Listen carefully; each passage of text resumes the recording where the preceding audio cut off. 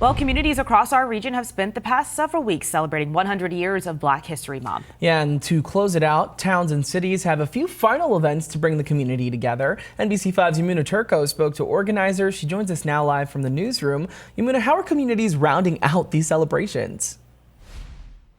Well, there have been a lot of events for Black History Month throughout our region, and this weekend, local libraries and art centers are inviting people to experience the joy of community.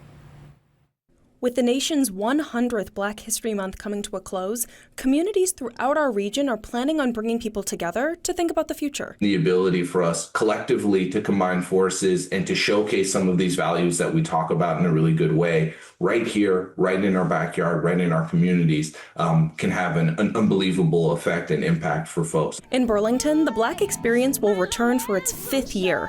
The series includes community events and a meal, all leading up to the keynote event, which is hosted by the Flynn, and it promotes well-known and local writers and artists. We bring people together who identify as belonging somewhere and belonging to each other and belonging to their own history and their own future. And the arts are that container. And to be able to do that with communities of color in Vermont is just an amazing kind of gift. In Brattleboro, the Brooks Memorial Library will close out their month-long series of events with an event called A Legacy of Courage. They will be presenting writings and poems and speeches from people who have been involved in the movement for a long time.